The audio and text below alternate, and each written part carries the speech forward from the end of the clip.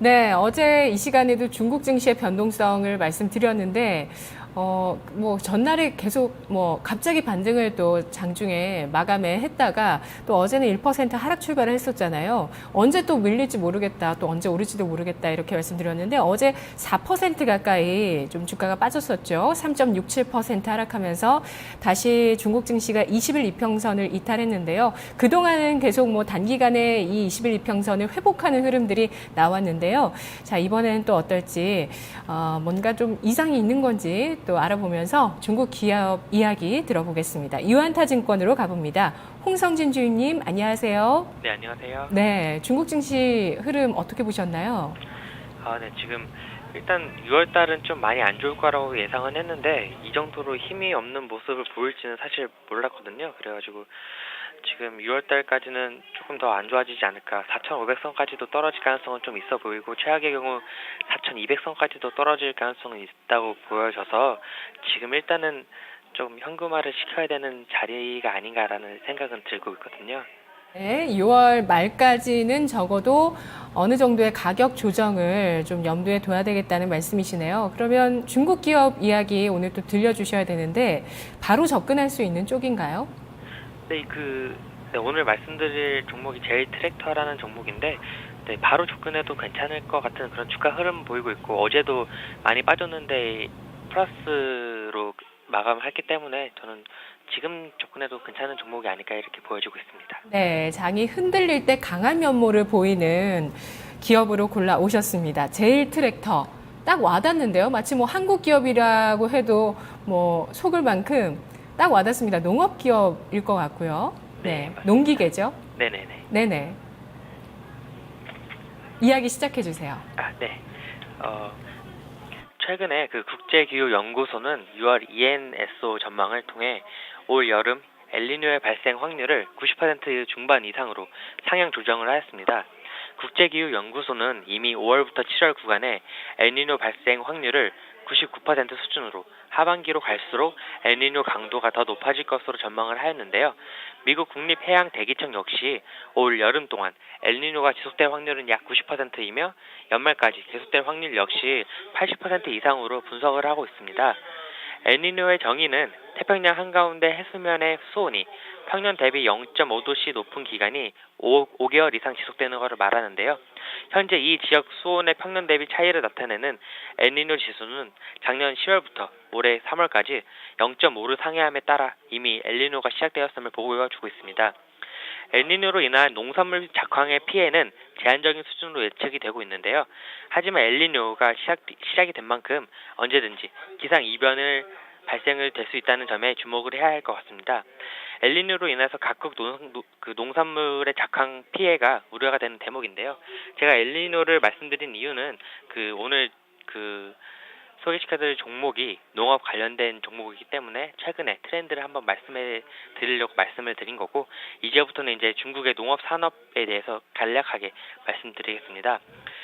전 세계에서 인구수가 가장 많아 제일 큰 농산물 시장을 형성하고 있는 중국의 농업은 전통적으로 넓은 평야와 풍부한 물을 보유한 지리적인 이점을 확보하고 있었기 때문에 다른 아시아 국가들과 마찬가지로 쌀 농사를 국가적인 차원에서 장려를 했습니다. 쌀이라는 자원이 있었기 때문에 18세기까지 중국과 인도가 전 세계 인구와 경제력의 절반을 차지할 수 있었던 원동력이었다고 판단이 되는데요. 그러나 그 이후 1958년부터 1960년대 초반까지 중화공업을 집중 육성하겠다는 경제 부흥 운동인 마오쩌둥의 대약진 운동이 실패하면서 농촌의 노동력 감소와 이에 따른 생산력 감소로 대규모 기아 사태를 겪었습니다. 이에 따라서 곡물 생산량 증대는 중국 정부의 중점 과제가 되었고, 곡물 지급률 95% 유지는 불변의 정책 목표로 자리를 잡게 됩니다. 지난 6월 8일 신화통신 보도에 따르면 중국은 올해 농업 산업화에 50억 위안 규모의 대규모 투자를 단행하기로 결정을 했는데요.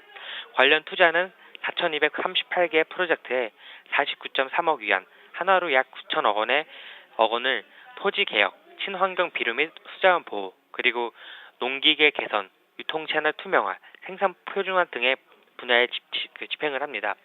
이에 따라서 국내외 경작지를 많이 보유하고 있는 기업들의 수혜가 예상이 되며 친환경 비료 생산 기업, 그리고 오늘 말씀드릴 제일 트랙터와 같은 농기계 생산 기업 등의 수혜가 기대가 됩니다. 네, 현재 중국의 농업은 우리나라 언제쯤 정도로 예상하면 될까요? 사실 네. 우리나라랑 비교하기가 약간 애매합니다. 그러니까 그 단위 면적당 생산량은 중국이 월등히 앞서는 게, 우리나라는 그 한 해에 한 번만 농사를 짓는 데에 반해서 중국은 2모작, 3모작까지 가능한 그런 지역이기 때문에 네. 훨씬 더 생산성은 좋죠.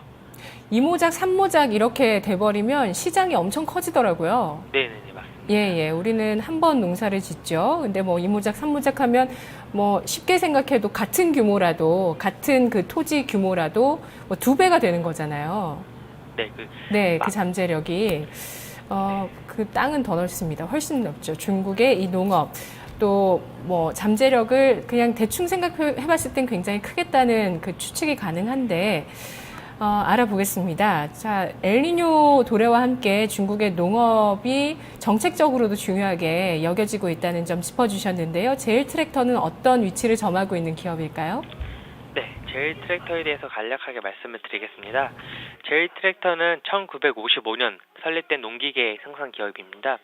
궤도형 트랙터, 바퀴형 트랙터, 콤바인 등 100여 종의 제품을 생산을 하고 있고, 연간 궤도형 트랙터는 2.8만 대, 소형 바퀴형 트랙터는 20만 대, 콤바인은 1만 대의 생산 설비를 확보하고 있는 중국 내에서 그 트랙터 1위 업체라고 보시면 될 것 같습니다. 자체 브랜드인 동방홍 제품을 생산하고 있고, 그 밖에도 다양한 그 자체 브랜드를 보유하고 있는 기업인데요. 2014년 기준으로 전체 매출에서 농기계 매출이 88%를 차지하고 있습니다. 작년 소형 부분 점유율 하락으로 인하여 그 표를 보시면 2014년 매출의 증가율이 마이너스 17%입니다. 근데 이제 이는 중저가 수입품과 그리고 로컬 브랜드와의 경쟁 심화로 점유율이 하향 추세가 기인한 결과로 나타나고 있는데요.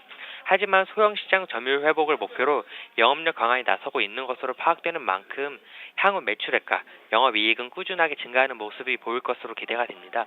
그리고 덧붙여서 말씀드리자면은 지금 트랙터 시장과 그리고 농기계 시장이 매년 10% 정도의 성장률을 보이고 있는 만큼 향후에도 매출액과 영업이익이 꾸준한 성장을 보이지 않을까, 이렇게 기대가 되는 대목입니다.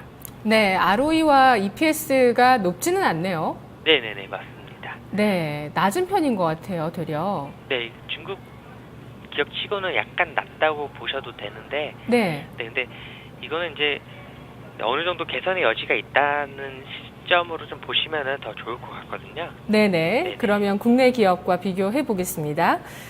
제가 진행하고 있는 다른 프로그램에서 공교롭게도 바로 어제 우리 국내의 농기계 업체 다뤘었어요, 주임님. 네네. 대동공업인데요, 그렇죠? 네네, 비교 맞습니다. 같이 해주실 거죠? 네네. 근데 대동공업도 보니까 진짜 대단한 기업이더라고요. 네. 거의 뭐 1940년대부터 있던 기업인데 이대로만 잘 가면 진짜 100년 기업이 될 수 있을 것 같고, 해외 진출도 지금 잘하고 있는데, 그 주주분들은 그 뭐 종목 토론방이나 이런 데 가보면 주가가 좀 더디게 간다고 조금 답답해 하시긴 하시던데, 좀 비교를 해볼까요?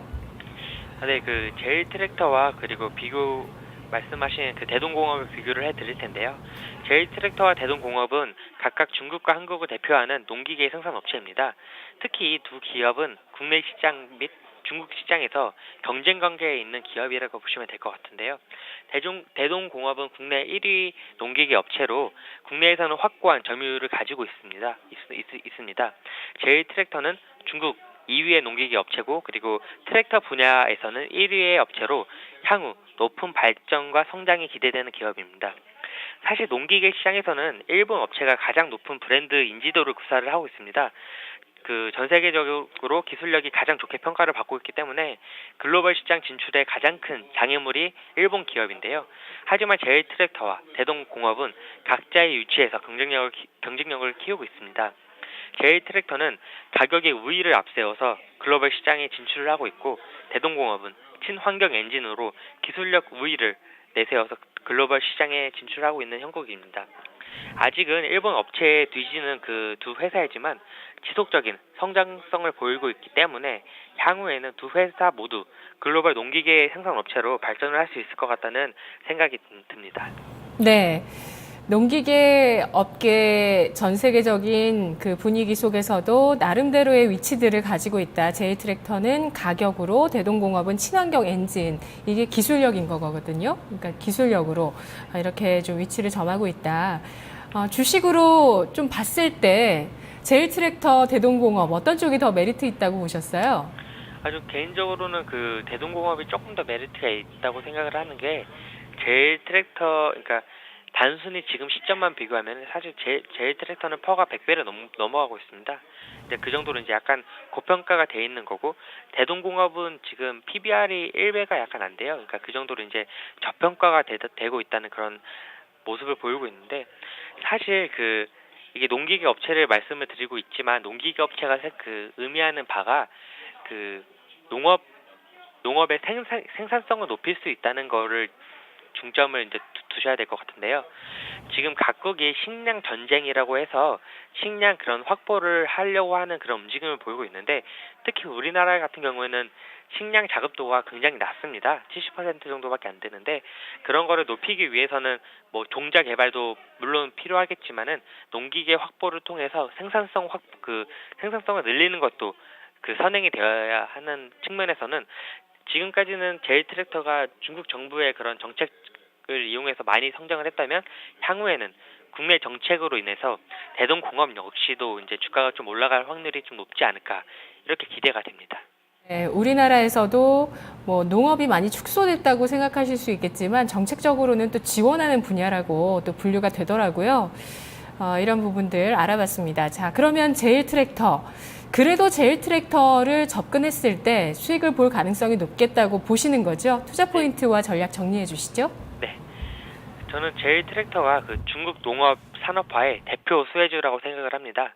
올해 1월 중국 정부는 이제 2015년부터 2017년까지 농기계 구매 지원 실행 지도 의견 정책을 공표하면서 농기계 구매자에게 일정한 보조금을 지원해주기로 발표했습니다.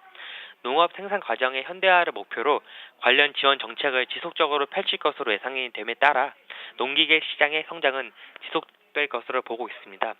특히 제일 트랙터는 동방홍이라는 자체 브랜드를 통해 상품을 공급을 하고 있는데, 지금 인지도가 계속 높아지고 있는 만큼 향후 긍정적인 요소로 작용이 될 것으로 기대가 됩니다. 그리고 제일 트랙터는 중대형 트랙터 시장에서 20% 이상의 견고한 점유율을 차지하고 있고, 소형 부분에서는 중저가 수입품과 로컬 브랜드와의 경쟁 심화로 점유율이 하향 추세를 보이고 있습니다만, 중소형 시장의 점유율 회복을 목표로 영업력 강화에 나서고 있는 만큼 다시 점유율을 높일 수 있는 것으로 전망이 됩니다. 차트를 확인을 해보시면은 좋은 모습을 보여주고 있는데요. 꾸준하게 우상향하는 모습을 보여주고 있고, 21선과 60일선이 지지선으로 작용을 하는 만큼 21선과 60일선 근처에서 사신다는 생각을 가지고 있으시면은 조금 더 편한 그런 매수를 하실 수 있으실 것 같습니다. 그리고 당사 서비스인 T레이더 신호가 3번 발생한 이후 계속적으로 상승하는 모습을 보이고 있는데요. 지금 차트상으로도 괜찮고 기업 실적도 이제 개선될 여지가 많이 있고, 그리고 산업 자체가 발전을 하고 있기 때문에 이 세 가지 박자가 잘 맞는 기업이라고 생각이 됩니다. 그래서 이제 투자 전략은 매수가가 22위안, 목표가가 40위안, 손절가는 18위안으로 제시해드리겠습니다. 네, 목표가 이렇게 높게 주시네요. 2배인데요? 네, 일단 농업이라는 게 사실상 이게 성장성은 그렇게 많진 않지만 사실상 안정성이 높은 그런 업종이라고 보고 있거든요. 근데 제일 트랙터는 안정성도 확보가 되면서 성장성을 계속적으로 꿰어갈 수 있기 때문에 저는 조금 더 많은 그런 목표가를 주고 싶습니다. 네, 그 성장성은 중국의 농업 산업화에서 나오는 거고요. 네, 맞습니다. 네, 알겠습니다. 주임님, 고맙습니다. 감사합니다. 네, 엘니뇨가 오다 보니까 올 여름에는 그 기후변화에도 정말 생활하시면서도 조심을 하셔야 될 것 같아요. 엘니뇨가 오다 보니까 이렇게 뭐 비료나 농기계 쪽의 그 종목 움직임들도 상당히 주목이 되는데, 중국에서도 마찬가지입니다. 중국장이 변동성을 보이고 있지만 이런 중국의 2위 농기계 업체 제일 트랙터 같은 기업의 주가가 상대적으로 좀 강한 면모를 보여주고 있다고 하고요. 또 중국 농업의 산업화, 그 잠재력과 성장력을 봤을 때 있는데 앞으로 주가 2배까지도 내다볼 수 있는 하지만 리스크 관리는 좀 짧게 10% 정도로 예상을 해주셨어요. 18위안 손절가를 제시를 했는데 10% 손절가 잡으시고 들어가셨을 때 2배 정도의 수익률을 기대해 볼 수 있겠다는 전략을 세워주셨습니다. 지금 뭐 시장이 워낙 전반적으로 전 세계가 저금리, 저성장이다 보니까 의식주 중요도 높아지는데 그 시계 관련돼 있는 진짜 또 본질적인 기업이기도 합니다. 농업의 농기계 업체, 전 세계적으로 좀 알아가게 되는 것 같아요. 세계 1위 기업은요, 여러분 미국의 존 디어라는 기업이라고 합니다. 또 이쪽으로 납품하는 우리 기업들도 있더라고요. 자, 이렇게 농기계 업체, 중국에서는요, 제일 트랙터를 좀 중요하게 보자는 전략을 세워봤습니다. 헬로우 차이나였습니다. 마켓 이마 기장 잠시 후에 이어집니다.